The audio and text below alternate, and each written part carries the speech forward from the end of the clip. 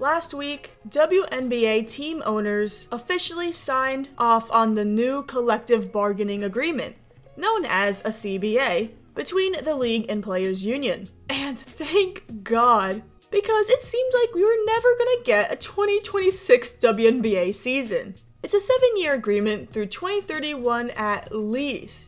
And when I saw that Breanna Stewart signed with Fenerbahce abroad for the remainder of the EuroLeague season that, runs through April, I thought we were cooked. I thought that meant there was no season. A lot has been already said about the financials of it all. And as you can probably tell by the length of this video, this is a quick overview about what exactly is in the CBA. And this whole fight was brewing since the major broadcasting rights deal signed back in 2024, worth over $2 billion for 11 years.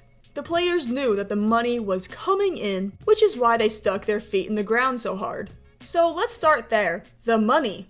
Minimum salary was raised from around $78,000 to, wait for it, $270,000. And this minimum adjusts for how long the player has played in the league. The Supermax contract will be worth $1.4 million.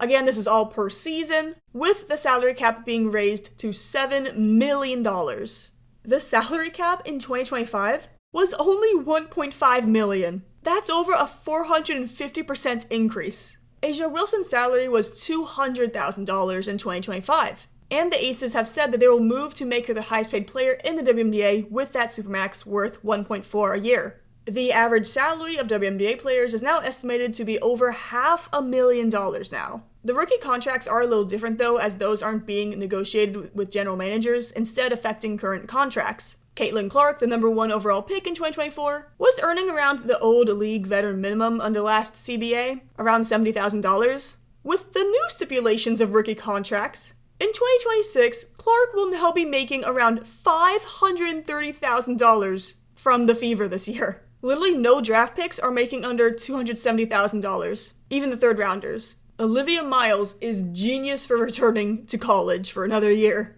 Obviously, prize money for accolades and performance is increased also in the CBA. And if you have been following these negotiations, you have heard the players speak about revenue sharing being a crucial part of what they want in a CBA. Revenue sharing is exactly what it looks like. A portion of the league's revenue will go to the players outside of their salaries. In this new CBA, the two sides agreed to 20% of league revenue being distributed to players, which was probably the negotiation that took the longest. Next, chartered flights are now guaranteed, no more commercial. And this isn't really a surprise in the CBA because teams really naturally switched to charters in the 2024 season. An agreement though in the CBA that I have seen making the rounds is that you cannot trade pregnant players without their consent.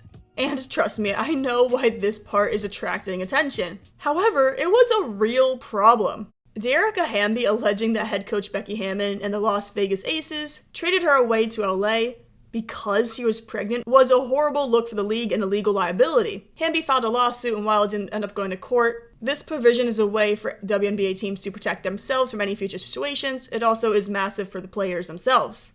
Now, upcoming WNBA seasons will be defined by league expansion, and this means more college players will make the WNBA. However, it's still incredibly difficult. The CBA did not raise the maximum player roster up from 12 like I think many fans wanted, but crucially, it does enforce that you do have to have 12 active players instead of really only employing 11 or 10. Majorly, and I don't really see people talking about this, the new CBA makes it so that teams can have 2 developmental spots on the team outside of the active 12 roster. This is a major step forward and allows the league to take advantage of the popularity of women's college basketball, and it's of course huge for younger players.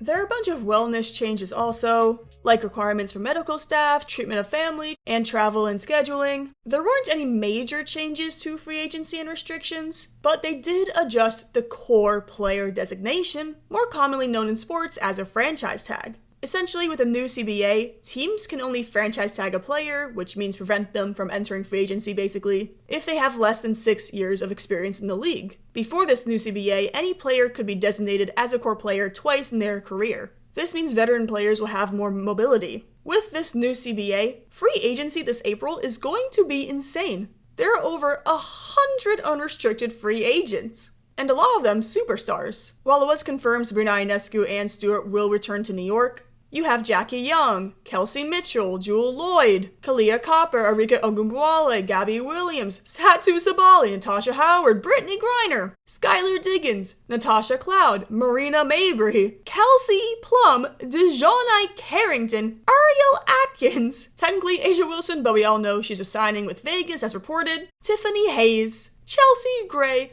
Nneka Agumeke, Jonquil Jones, Ezzie Magmagor, Napheesa Collier, and more. Golden State superstar Veronica Burton is a restricted free agent, as well as Lexi Hull. The whole league is available, oh my god.